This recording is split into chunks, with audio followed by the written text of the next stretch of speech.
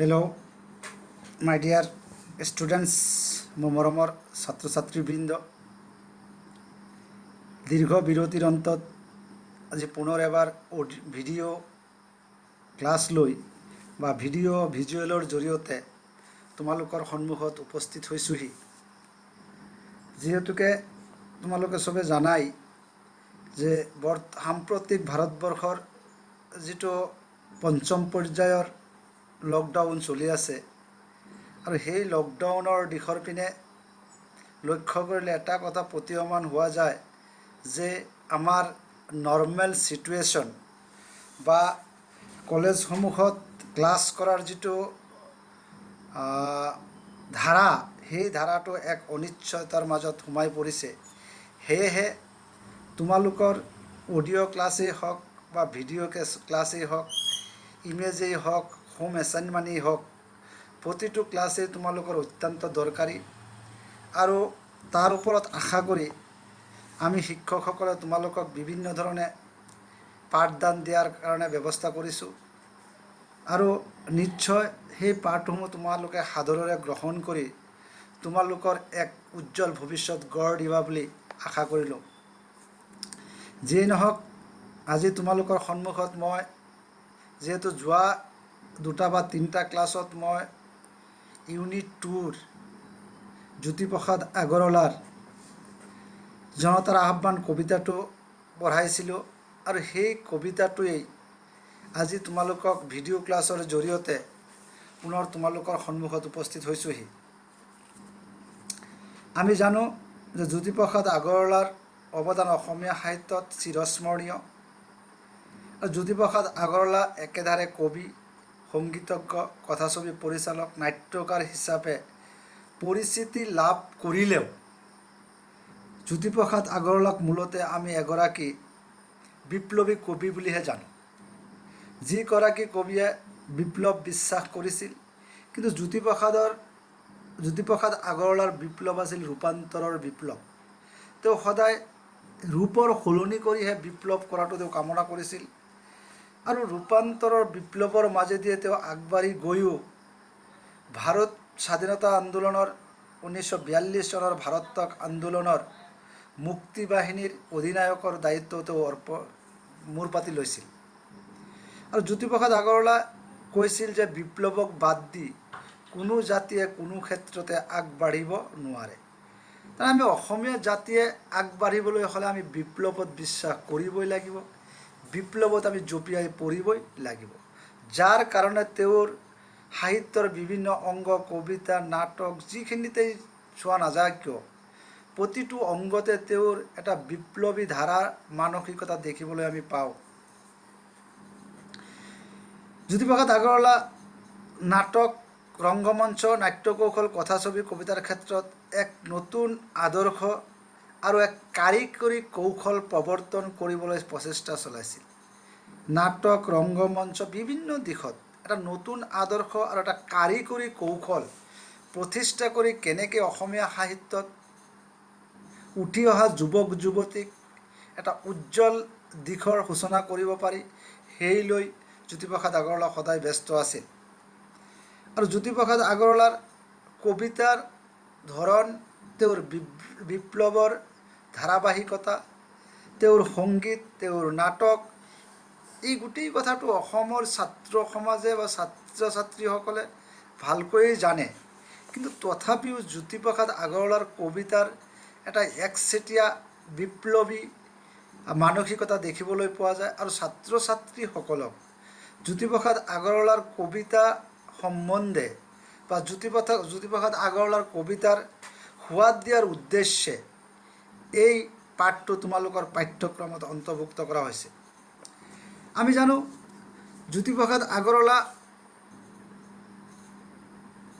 এগৰাকী ব্যক্তি। তেওঁ ডিব্ৰুগড় তামোলবাৰী চাহ বাগিচাত জন্মগ্ৰহণ কৰিছিল। তেওঁৰ পিতৃৰ নাম আছিল পৰমানন্দ আগৰৱালাৰ মাতৃৰ নাম আছিল কিৰণময়ী আগৰৱালা। 1926 চনত উচ্চ শিক্ষা লাভৰ বাবে তেওঁ ইংলেণ্ডলৈ যায় যদিও কোনো ডিগ্ৰী নোলোৱাকৈ তেওঁ উভতি আহে। তাৰপিছত জাৰ্মানীলৈ গৈ তেওঁ কথাছবি পৰিচালনা প্ৰযোজনা আৰু পৰিচালনাৰ বিষয়ত প্ৰশিক্ষণ লয়।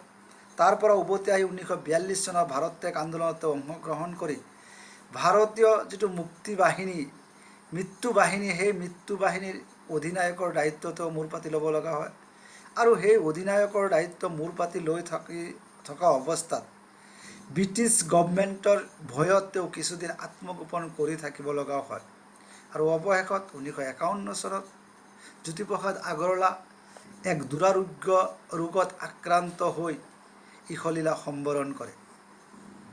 এতিয়া আমি মূল বিষয়টোলৈ জ্যোতিপ্ৰসাদ আগৰৱালাৰ আমি জানো তেওঁৰ একমাত্ৰ কবিতা পুথি লুইতৰ পাৰৰ অগ্নিসুৰ। লুইতৰ পাৰৰ অগ্নিসুৰ তেওঁৰ কবিতা পুথি আৰু এই কবিতা পুথিত জ্যোতিপ্ৰসাদৰ আগৰৱালাৰ কবিতাসমূহ সন্নিৱিষ্ট হৈছে। কিন্তু এটা কথা প্ৰতীয়মান যে জ্যোতিপ্ৰসাদ আগৰৱালাৰ লুইতৰ পাৰৰ অগ্নিসুৰ কাব্যপুথিটো তেওঁ নিজে নামাকৰণ কৰা নাছিল। তেখেতৰ কবিতাসমূহ অ'ত ত'ত সিঁচৰিত হৈ আছিল, বিভিন্ন ঠাইত বিভিন্ন ধৰণে পৰি আছিল আৰু সেই কবিতাসমূহ তেওঁৰ অনুগামী তেওঁৰ বিশ্বস্তসকলে বা তেওঁৰ বিশ্বাসীসকলে বিভিন্ন ঠাইৰ পৰা উদ্ধাৰ কৰি আনি একগোট কৰি এটা কবিতা পুথি হিচাপে প্ৰকাশ কৰিছিল আৰু সেই কবিতা পুথিটোৰ নাম দিছিল লুইতৰ পাৰৰ অগ্নিসুৰ। লুইতৰ পাৰৰ অগ্নিসুৰ আৰু সেই লুইতৰ পাৰৰ অগ্নিসুৰৰ কবিতাতেই জ্যোতিপ্ৰসাদ আগৰৱালাৰ কবিতাসমূহ সন্নিৱিষ্ট হৈছে। অন্যহাতে আমি জানো জ্যোতিপ্ৰসাদ আগৰৱালাৰ কবিতাৰ কিছুমান বৈশিষ্ট্য আছে।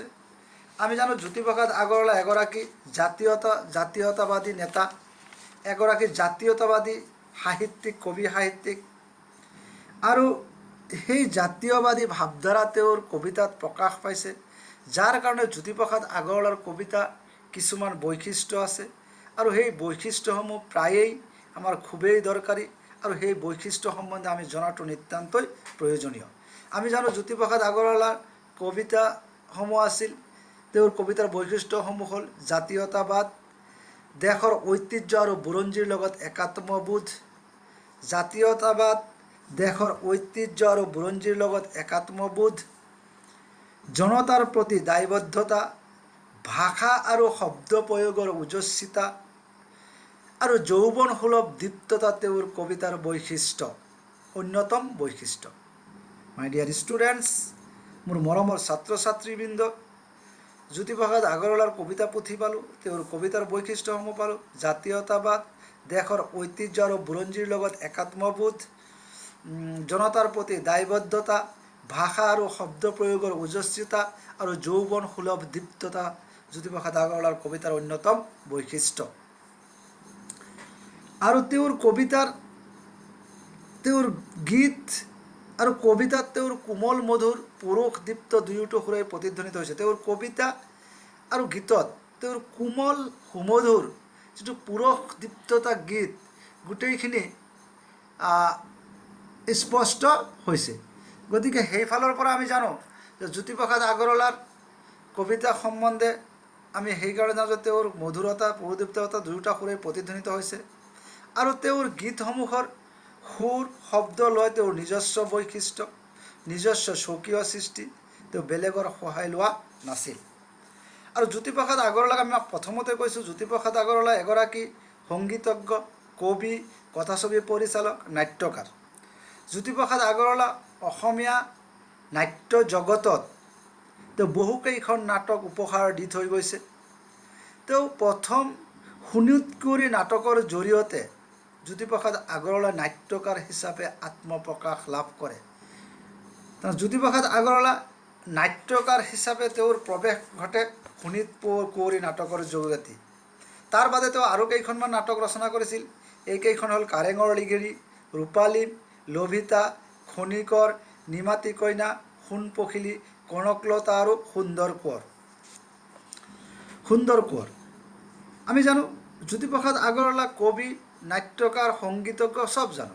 কথাছবি পৰিচালক, প্ৰযোজক যিহেতু আমি পূৰ্বতে কৈ আহিছোঁ যে জ্যোতিপ্ৰসাদ আগৰৱালা উচ্চ শিক্ষা গ্ৰহণ কৰিবলৈ গৈ উভতি আহিছিল আৰু তাৰপিছত তেওঁ জাৰ্মানীলৈ গৈ কথাছবিৰ পৰিচালনাৰ প্ৰযোজনা প্ৰশিক্ষণ লৈছিল আৰু আহি পেলাই প্ৰথম অসমীয়া সিনেমা বা অসম প্ৰথম কথাছবি তেওঁ নিৰ্মাণ কৰিছিল, যিখনৰ নাম দিছিল জয়মতী।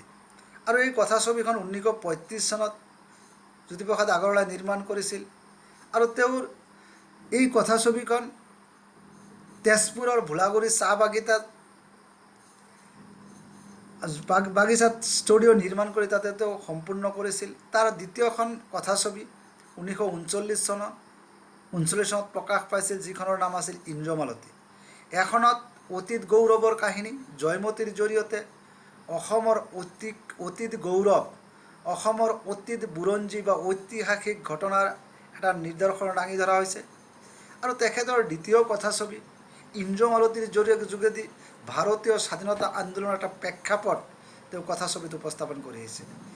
এতিয়া কিছু কথা এই সম্বন্ধত মই তোমালোকক অৱগত কৰিব বিচাৰিছোঁ, যিহেতুকে এই কথাখিনি পৰৱৰ্তী অসমীয়া চলচ্চিত্ৰৰ গতিধাৰাত কিছু তোমালোকৰ সহায়ক হ'ব বুলি মই কথাখিনি ক'ব বিচাৰিছোঁ।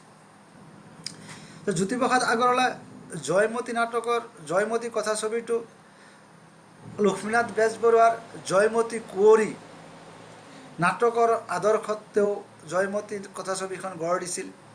আৰু এই কথাছবিখন নিৰ্মাণ কৰিবলৈ যাওঁতে তেওঁ তেজপুৰৰ ওচৰৰ ভোলাগুৰি চাহ বাগিচাত অসমৰ থলুৱা সামগ্ৰী, বাঁহ, কলগছ, কাঠ আদিৰে ষ্টুডিঅ' নিৰ্মাণ কৰি কথাছবিৰ দৃশ্যগ্ৰহণৰ কাম সম্পূৰ্ণ কৰিছিল।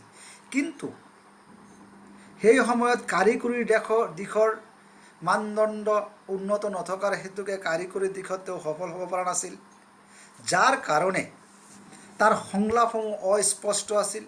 আৰু সেই সংলাপসমূহ স্পষ্ট কৰি গঢ়ি তোলাৰ কাৰণে সুদূৰ লাহোৰৰ ষ্টুডিঅ'ত বহি অস্পষ্ট সংলাপখিনি স্পষ্ট কৰি আহি কলিকতাত তেওঁ ৰাওনাক প্ৰেক্ষাগৃহত 1935 চনৰ 10 জানুৱাৰী তাৰিখে এই জয়মতী কথাছবিখন মুক্তি দিছিল। আৰু সেই একে চনৰ 20 তাৰিখে অসমৰ জনসাধাৰণ বা গুৱাহাটীৰ লোকসকলে এই কথাছবিখন উপভোগ কৰিবলৈ সক্ষম হৈছিল। ঠিক সেইদৰে তেওঁ ইন্দ্ৰমালতীৰ সম্পূৰ্ণ দৃশ্যগ্ৰহণ তেওঁ কলিকতাত কৰিছিল। সম্পূৰ্ণ দৃশ্যগ্ৰহণৰ কাম তেওঁ কলিকতাৰ অৰোৰা ষ্টুডিঅ'ত কৰিছিল।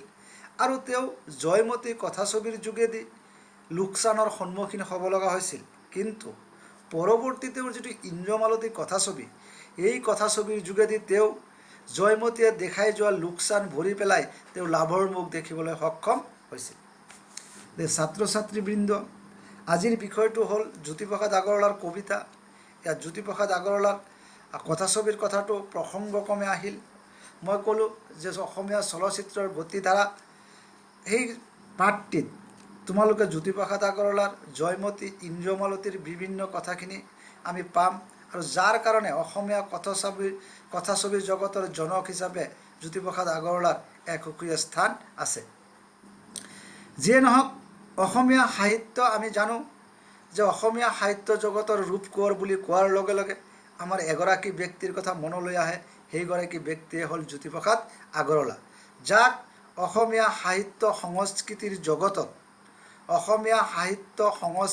জগতত জ্যোতিপ্ৰসাদ আগৰৱালাক ৰূপ কোঁৱৰ বুলি পৰিচয় দিয়া, ৰূপ কোঁৱৰ বুলি তেওঁক নামাকৰণ উপাধি দিয়া হৈছে।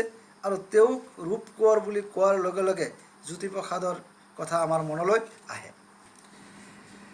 এতিয়া কথাটো হ'ল, যিহেতু মই পূৰ্বেও কৈছোঁ, আজিও মই আকৌ কথাটো ক'ব বিচাৰি আছোঁ যে জ্যোতিপ্ৰসাদ আগৰৱালাৰ একমাত্ৰ কবিতা পুথি লুইতৰ পাৰৰ অগ্নিসুৰ। আৰু এই লুইতৰ পাৰৰ অগ্নিসুৰতেই তেওঁৰ এই জনতাৰ আহ্বান নামৰ কবিতাটো প্ৰকাশ পাইছে। আৰু এই জনতাৰ আহ্বান কবিতাটো অসমীয়া কাব্য জগতৰ বা অসমীয়া জনজীৱনৰ এটা কল্যাণকামী মনোভাৱ পোষণ কৰি আহিছে।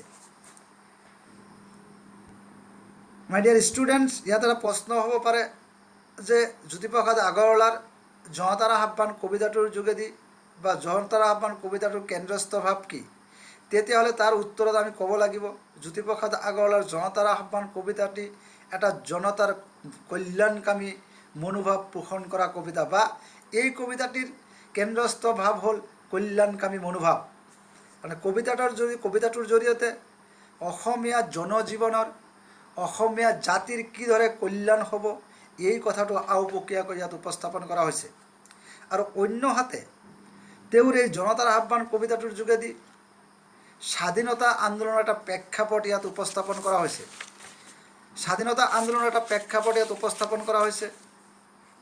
আৰু জ্যোতিপ্ৰসাদ আগৰৱালাৰ মই আগতেই ক'লোঁ যে জ্যোতিপ্ৰসাদ আগৰৱালা এগৰাকী বিপ্লৱী কবি, আৰু তেওঁৰ বিপ্লৱ অকলশৰীয়া বিপ্লৱ নহয়, তেওঁৰ বিপ্লৱ আছিল সুসংবদ্ধ বিপ্লৱ, যে সংঘবদ্ধ বিপ্লৱত বিশ্বাস কৰিছিল। আৰু তেওঁ জনসাধাৰণক এনেভাৱে জনসাধাৰণৰ মাজত অভ্যুত্থান গঢ়ি তুলিছিল, যাৰ কাৰণে জনতাই আকাশ পাতাল নিনাদিত কৰি একেলগে তেওঁলোকে বোকাত জন্মা জনতা বেলিফালে মুখ কৰি হাঁহিবলৈ সক্ষম হৈছিল। আৰু সেই ক্ষেত্ৰত বিশেষ উদগনি যোগাইছিল জ্যোতিপ্ৰসাদ আগৰৱালাই। যে ছাত্ৰ ছাত্ৰীসকল, যিহেতুকে কবিতাটো মই এতিয়ালৈকে তোমালোকক পঢ়োৱা আৰম্ভ কৰাই নাই, কবিতাৰ লগত কিছুমান আৰু প্ৰতিটো কবিতা বা প্ৰতিটো পাঠৰ কিছুমান কাব্যিক ভাষা আছে, আৰু এই কাব্যিক ভাষাসমূহ আমি প্ৰশ্ন উত্তৰত সদায় কাব্যিক ভাষাসমূহ তাক সন্নিৱিষ্ট কৰিব লাগে। যে কাব্যিক ভাষা বুলি কোৱাৰ লগে লগে আমি জ্যোতিপ্ৰসাদ আগৰৱালাৰ জনতাৰ আহ্বান কবিতাটো প্ৰশ্ন উত্তৰ কৰিবলৈ যাওঁতে আমি তাত কিছুমান কথা উপস্থাপন কৰিবই লাগিব। আৰু সেই জনতাৰ আহ্বান কবিতাটোৰ কাব্যিক ভাষা হ'ল অভিনৱ, সংহত, অভ্যুত্থান, দুৰ্নিৰ্বাণ, অভিযান, প্ৰবুদ্ধ। এইকেইটা হ'ল তেওঁৰ কিছুমান শব্দ, আৰু সেই শব্দসমূহ আমি প্ৰশ্ন উত্তৰত প্ৰয়োগ কৰিবই লাগিব। তেতিয়াহ'লে সেই উত্তৰটো এটা সঠিক উত্তৰ বুলি বিবেচিত হ'ব, আৰু ফুল নম্বৰ আমি কঢ়িয়াবলৈ সক্ষম হ'ম। আৰু কবিতাটোৰ যিটো মূল সামগ্ৰিক বিষয় বা কবিতাটোৰ যিটো মূল জকা, কবিতাটোৰ যি এটা হৃদপিণ্ড, সেই হৃদপিণ্ডৰ পিনে আমি লক্ষ্য কৰিলে এটা কথা আমাৰ মানে জল পটকৈ প্ৰকাশ পাইছে। যে মই আগতেই কৈছোঁ যে এই কবিতাটো এটা জনকল্যাণকামী মনোভাৱ পোষণ কৰা কবিতা। আৰু এই কবিতাটোৰ জৰিয়তে কবিয়ে জনতাৰ মাজত বিয়পি পৰা এক নতুন চেতনাৰ অভ্যুত্থানৰ কথা বৰ্ণনা কৰিছে, অভ্যুদয়ৰ কথা বৰ্ণনা কৰিছে। মই আগতেই কৈছোঁ যে কবিতাসমূহৰ কিছুমান কাব্যিক ভাষা আছে, অভ্যুদয়ৰ কথা বৰ্ণনা কৰা হৈছে, আৰু অভ্যুদয় শব্দৰ অৰ্থ হ'ল জাগৰণ। জ্যোতিপ্ৰসাদ আগৰৱালাই তেওঁৰ এই জনতাৰ আহ্বান কবিতাটোৰ যোগেদি অসমীয়া জনতাৰ মাজত এক জাগৰণ গঢ়ি তুলিবলৈ সক্ষম হৈছিল, বা জাগৰণ গঢ়ি তুলিছিল, যাৰ কাৰণে জনতা আকাশ পাতাল বতাহ নিনাদিত কৰি সংঘবদ্ধভাৱে তেওঁলোকে দুৰ্নিৰ্বাণ গতিত আগবাঢ়ি গৈছিল। দুৰ্নিৰ্বাণ গতিত আগবাঢ়ি দিব গ'লে দুৰ্নিৰ্বাণ মানে বাধা দি ৰাখিব নোৱাৰা। যেনেকৈ আমি ভূমিকম্প আহিলে আমি বাধা দি ৰাখিব নোৱাৰোঁ, জনতাৰ সংঘবদ্ধ জাগৰণ আৰম্ভ হৈছিল, আৰু তেওঁলোকে এনেকৈ আগবাঢ়ি গৈছিল যে তেওঁলোকৰ দুৰ্নিৰ্বাণ গতিত আমাৰ শাসনযন্ত্ৰ কম্পমান হৈ পৰিছিল। তেওঁলোকক বাধা দিয়াৰ তেওঁলোকৰ ক্ষমতা হেৰুৱাই পেলাইছিল, আৰু তেওঁলোকে বিচৰা স্বাধীনতা তেওঁলোকে হাতেদি ঢুকি পাইছিল। আৰু শেষত এই স্বাধীনতাৰ লগত তেওঁলোকে মনোৰঞ্জন প্ৰকাশ কৰিবলৈ গৈ ৰাজপথলৈ ওলাই আহিছিল, আৰু বেলিৰ পিনে মুখ কৰি তেওঁলোকে হাঁহিবলৈ সক্ষম হৈছিল। আৰু অন্যহাতে জ্যোতিপ্ৰসাদ আগৰৱালাই কৈছে, ৰূপান্তৰৰ পৃথিৱীত আকাশে বতাহে জনতাৰ আহ্বান বিয়পি পৰিছে। যে পৃথিৱীৰ ৰূপৰ পৰিৱৰ্তন হৈছে, এটাৰ পিছত এটা ৰূপ আহিছে, আৰু সেই ৰূপৰ মাজেদি ৰূপৰ ফাকে ফাকে ৰূপৰ আৰে আৰে জ্যোতিপ্ৰসাদৰ আহ্বান বিয়পি পৰিছে, আৰু তেওঁৰ আহ্বানৰ প্ৰতি সঁহাৰি জনাই জনতা সংঘবদ্ধ ৰূপ লাভ কৰিছে। আজি সুন্দৰৰ পূজা আৰাধনা আৰম্ভ হৈছে। সুন্দৰৰ পূজাৰ যি সাধনা আৰম্ভ হৈছে, সুন্দৰ মিন্স ভগৱান, ইয়াত সুন্দৰৰ পূজাৰ এক সাধনা আৰম্ভ হৈছে, ভগৱানৰ এক পূজাৰ সাধনা আৰম্ভ হৈছে। কিন্তু সেই সাধনা জনতাই সুৰ প্ৰচাৰেৰে সুন্দৰৰ আৰাধনাত মগ্ন হৈ পৰিছে। সুন্দৰৰ পূজাৰ সাধনা আৰম্ভ হৈছে, আৰু সেই সাধনাত জনসাধাৰণ একত্ৰিত হৈ সুৰ প্ৰচাৰেৰে তেওঁলোকে কবিতা আৰম্ভ কৰিছে, আৰু সেই সুৰ প্ৰচাৰৰ জৰিয়তে তেওঁলোকে কবিতা আৰম্ভ কৰিছে। আৰু বোকাত জন্ম লাভ কৰা জনতা পদুম ফুল হৈ তেওঁলোকে ফুলি পোহৰ বিলাইছে। অন্ধকাৰ নাশি পোহৰত পাহি মেলি আকাশত সৌন্দৰ্য সিঁচিবলৈ জনতা এক অভিনৱ ৰূপ পুষ্পিত কৰি তুলিবলৈ তেওঁলোকে সক্ষম হৈছে। জনতাৰ মহাপাণ জাগ্ৰত হৈছে। জনতাৰ আলোক বিজয়ী এক অপূৰ্ব যাত্ৰা আৰম্ভ হৈছে আৰু সেই অপূৰ্ব যাত্ৰা কৰিবলৈ যাওঁতে জনতাৰ মাজত এক জয় জয় ময় কাৰ তেওঁলোকৰ এক সাধনা আৰম্ভ হৈছে। মাই ডিয়াৰ ষ্টুডেণ্টছ, আজিৰ এই ভিডিঅ'টো মই ইয়াতে সামৰণি মাৰি তোমালোকক পৰৱৰ্তী আৰু এটা ভিডিঅ' কৰিম বুলি ভাবিছিলোঁ, কিন্তু সময়ৰ অভাৱৰ কাৰণে মই এই ভিডিঅ'টোতে তোমালোকক সম্পূৰ্ণ কৰিবলৈ ওলাইছোঁ যে আকাশ বতাহত জনতাই যে সৌন্দৰ্য বিলাবলৈ সক্ষম হৈছে। এই সৌন্দৰ্য শান্তি সুৰভিৰ সৌন্দৰ্য, শান্তিৰ বাতাবৰণ তেওঁলোকে জগাই তুলিছে আৰু জনতাৰ আলোক বিজয়ী, আলোক মিন্স পোহৰ, জনতাই তেওঁলোকে পোহৰ বিজয়ী যি যাত্ৰা আৰম্ভ কৰিছে, সেই পোহৰ তেওঁলোকে নিজৰ অধিকাৰ সাব্যস্ত কৰাৰ পোহৰ, তেওঁলোকে নিজৰ অধিকাৰ কেনেকৈ সাব্যস্ত কৰিব পাৰি সেই পোহৰৰ তেওঁলোকে যাত্ৰা আৰম্ভ কৰিছে আৰু সেই যাত্ৰা কৰিবলৈ যাওঁতে আকাশ বতাহ মুখৰতি কৰি তুলিছে। নৱজাগৰণৰ সংঘাতে বৰ্তমানক কঁপাই তুলিছে। নতুনকৈ জাগ্ৰত হোৱা নৱজোৱানৰ যি যাত্ৰা আৰম্ভ হৈছে আৰু সেই নৱজীৱনৰ নতুন চামৰ যুৱ চামৰ যি যাত্ৰা আৰম্ভ হৈছে, মহাসংঘাত আৰম্ভ হৈছে আৰু সেই মহাসংঘাতে কঁপাই বৰ্তমান তাৰমানে সেই সময়ৰ বৰ্তমান তাৰমানে সেই সময়ৰ শাসন যন্ত্ৰ, ডেট মিন্স ব্ৰিটিছসকল কম্পমান হৈ পৰিছিল আৰু সেই কম্পমান হোৱাৰ লগে লগে তেওঁলোকে তেওঁলোকৰ অধিকাৰ সাব্যস্ত কৰিবলৈ সক্ষম হৈছিল। যিহেতুকে জনতাৰ অধিকাৰৰ কথা প্ৰাচীন গ্ৰন্থ বেদতো কোৱা হৈছে, বেদতো জনতাৰ আগমনী মন্ত্ৰ, জনতাৰ আলোক বিজয়ী মন্ত্ৰৰ কথা উল্লেখ কৰা হৈছে আৰু সেই জনতাৰ আলোক বিজয়ী মন্ত্ৰ কেনেকৈ সাব্যস্ত কৰিব পাৰি তাৰ কাৰণে জনতা আগবাঢ়িবলৈ গৈছে, একত্ৰিত হৈছে, অভ্যুত্থান হৈছে, দুৰ্নিৰ্বাৰ গতিত আগবাঢ়ি গৈছে, যাৰ কাৰণে সেই সময়ৰ বৰ্তমান ব্ৰিটিছ চৰকাৰ কম্পমান হৈছে আৰু তেওঁলোকে বৰ্তমান প্ৰতিষ্ঠা কৰিবলৈ সক্ষম হৈছে। কাৰণ নিজৰ অধিকাৰৰ কথা, নিজৰ আলোক বিজয়ৰ যাত্ৰা, নিজৰ অধিকাৰ সাব্যস্ত কৰাৰ কথা প্ৰাচীন গ্ৰন্থ বেদতো উল্লেখ কৰা হৈছে আৰু সেই বেদৰ মন্ত্ৰ তেওঁলোকে সাৰ্থক কৰিবলৈ সক্ষম হৈছে আৰু যাৰ কাৰণে জ্যোতিপ্ৰসাদ আগৰৱালাই জনতাৰ জয় গান কৰিছে, জনতাৰ জয়তন্ত্ৰ গৈছে, জনতাৰ মানৱতন্ত্ৰৰ কথা কৈছে। যে ছাত্ৰ ছাত্ৰীবৃন্দ, কবিতাটিৰ মূল বিষয় বা মূল জকাটো এইখিনি, কিন্তু কথাটো যদি আমি প্ৰতিটো শাৰীতে আমি কথাখিনি কৈ যাব খোজোঁ তেতিয়াহ'লে কবিতাটোৰ বিষয়বস্তুখিনি আমি আৰু ধুনীয়াকৈ প্ৰকাশ কৰিবলৈ পাম। জ্যোতিপ্ৰসাদ আগৰৱালাই জনতাক আহ্বান জনাইছে, জনতাক বিপ্লৱৰ কথা কৈছে। যিহেতু আমি আগতেই কৈছোঁ, জ্যোতিপ্ৰসাদ আগৰৱালাই কৈছিল যে বিপ্লৱক বাদ দি, বিপ্লৱ নোহোৱাকৈ কোনো জাতিয়ে কোনো ক্ষেত্ৰতে আগবাঢ়িব নোৱাৰে, বিপ্লৱক এৰি পেলাই কোনো জাতিয়ে কোনো ক্ষেত্ৰতে নিজৰ অধিকাৰ সাব্যস্ত কৰিব নোৱাৰে, যাৰ কাৰণে অসমৰ জনতাক মাজত এক বিপ্লৱী ভাৱধাৰা, এক বিপ্লৱী মনোভাৱ তেওঁ জগাই তুলিবলৈ চেষ্টা কৰিছিল আৰু সেই বিপ্লৱৰ প্ৰতি সঁহাৰি জনাই আকাশ বতাহ নিনাদিত কৰি জনসাধাৰণ একত্ৰিত হৈছিল আৰু সেই দৃশ্য জ্যোতিপ্ৰসাদ আগৰৱালাই নিজে দেখা পাইছিল। দেখা পাই তেওঁ নিজে আনন্দ লাভ কৰিছিল, এক শান্তিৰ বাতাবৰণ অসমত গঢ়ি উঠিছিল আৰু শান্তি লাভ কৰিছিল, যাৰ কাৰণে জ্যোতিপ্ৰসাদ আগৰৱালাই কৈছিল যে হে মোৰ আলোক পূজাৰী প্ৰাণ, আজি সুন্দৰৰ পূজা থাপনাত যাচিবি কিহেৰে সুৰ প্ৰচাৰ।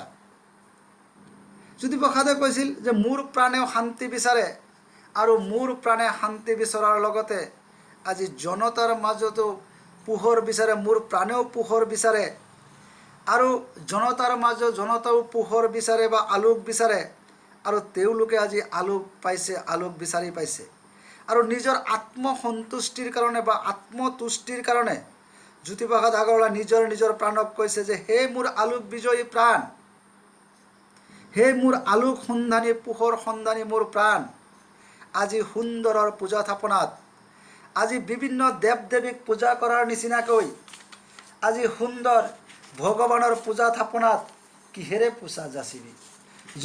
ভগৱানৰ পূজাথলীত কিহৰে পূজা অৰ্পণ কৰিবি। আৰু যাৰ কাৰণে জ্যোতিপ্ৰসাদ আগৰৱালাই কৈছে যে সৌৰভ প্ৰচাৰেৰে তাৰমানে 16বিধ পূজাৰ উপকৰণ আছে আৰু সেই 16বিধ উপকৰণৰ জৰিয়তে সুন্দৰ কোঁৱৰৰ পূজ্যথলীত পূজা অৰ্চনা আগবঢ়াবলৈ বিচাৰিছিল। আৰু সেই 16বিধ উপাচাৰ হ'ল আসন, স্বাগত। তেওঁৰ সেই 16বিধ উপকৰণ হ'ল আসন, স্বাগত, পাদ্য, ঐৰ্ঘ্য, আচমনীয়, মধুপৰ্ক, পুনৰস্মৰণীয়, স্নান, বসন, আভৰণ, গন্ধ, পুষ্প, ধূপ, দীপ, নৈবেদ্য আৰু বন্দনা।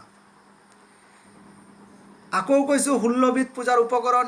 আৰু সেই 16বিধ উপকৰণেৰে যেতিয়া কোনো পূজা অৰ্চনা কৰা যায় তেতিয়াহ'লে সেই পূজাত সফল হ'ব পৰা যায়। এইটো জ্যোতিপ্ৰসাদ আগৰৱালাৰ বিশ্বাস আৰু নিজৰ আত্মতুষ্টিৰ কাৰণে ভগৱানৰ পূজা থাপনাত এই 16বিধ উপাচাৰেৰে তেওঁ পূজা অৰ্চনা আগবঢ়াব বিচাৰিছে।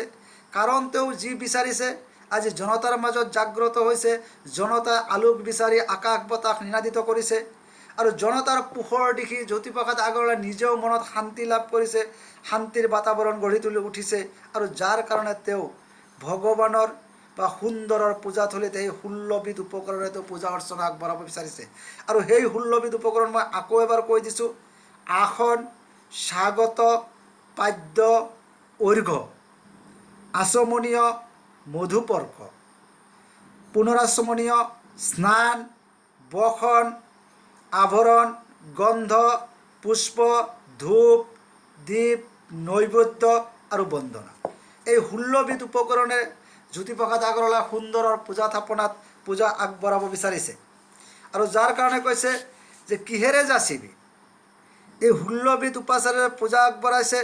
আৰু সেই পূজা অৰ্চনাৰ সময়ত পূজা সুন্দৰৰ চৰণথলীত পূজা অৰ্পণ কৰাৰ সময়ত তই কি গীত গাবি, কি ৰাগ গাবি, কোনটো গাবি, ৰাতিপুৱাৰটো গাবি নে সন্ধিয়াৰটো গাবি নে নিশাৰটো গাবি।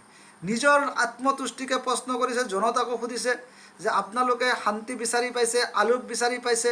আজি ভগৱানৰ ওপৰত নিজৰ কৃতকাৰ্যতাৰ আঁৰত সুন্দৰৰ পূজাথাৰত আপোনালোকে পূজা আগবঢ়াব বিচাৰিছে।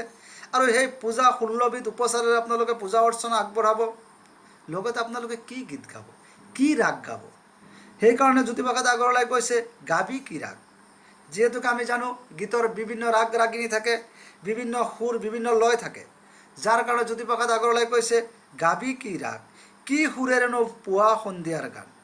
তই কি ৰাগ গাবি, কি সুৰেৰে গাবি। ৰাতিপুৱা আৰু সন্ধিয়াৰ গীত গাওঁতে কি ৰাগ, কি সুৰ সংযোজন কৰিবি। মাই ডিয়াৰ ষ্টুডেণ্ট, জ্যোতিপ্ৰসাদ আগৰৱালা এগৰাকী আলোক সন্ধানী কবি আৰু নিজেও আলোক বিচাৰিছিল। অসমৰ জনসাধাৰণৰ আলোক তেওঁ দিব বিচাৰিছিল। যাৰ কাৰণে জনসাধাৰণক বিপ্লৱক জঁপিয়াই পৰিব কৈছিল আৰু জনসাধাৰণৰ মাজত অভ্যুত্থান হৈছিল, জাগৰণ হৈছিল। আৰু তেওঁলোকে একত্ৰিত হৈ তেওঁলোকে দুৰ্নিৰ্বাৰ গতিত আগবাঢ়ি গৈছিল। আৰু এটা সময়ত তেওঁলোকে আলোকৰ সন্ধান পাইছিল আৰু জনতাক কৈছিল আজি সুন্দৰৰ পূজা থাপনাত কিহেৰে পূজা অৰ্চনা আগবঢ়াব। লগতে তেওঁ নিজৰ আত্মাকো কৈছিল আজি ময়ো সুখী যে আমি কিহৰে পূজা আগবঢ়াম, 16বিধ উপকৰণেৰে পূজা আগবঢ়াম নে কি গীত গাম, কি সুৰ গাম, কোনটো গাম, সন্ধিয়াৰটো গাম নে নিশাৰটো গাম নে ৰাতিপুৱাৰটো গাম, কি গীত গাম। সেই লৈ জ্যোতিপ্ৰসাদ আগৰৱালাই নিজে ব্যস্ত হৈ পৰিছিল আৰু জনতাৰ মাজত কৈছিল। সেইকাৰণে জ্যোতিপ্ৰসাদ আগৰৱালাই কৈছে হে মোৰ আলোক পূজাৰী পাণ, আজি সুন্দৰৰ পূজা থাপনাত যাচিবি কিহেৰে সুৰহ প্ৰচাৰ। গাবি কি ৰাগ, কি সুৰেৰেনো পুৱা সন্ধিয়াৰ গান। কি ৰাগ গাবি, কি সুৰেৰে ৰাতিপুৱা আৰু সন্ধিয়াৰ গীত সংযোজন কৰিবি।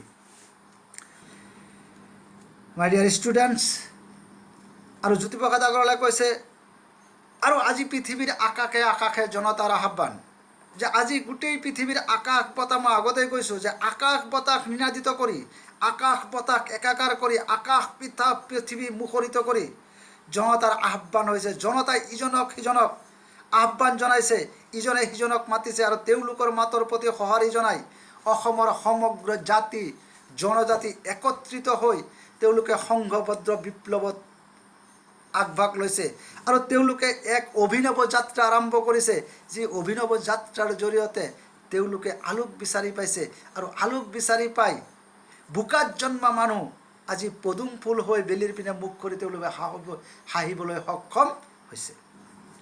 গতিকে মাই ডিয়াৰ ষ্টুডেণ্টছ, গতিকে আজি এই ক্লাছটো মই ইয়াতে সামৰণি মাৰিব বিচাৰিছোঁ।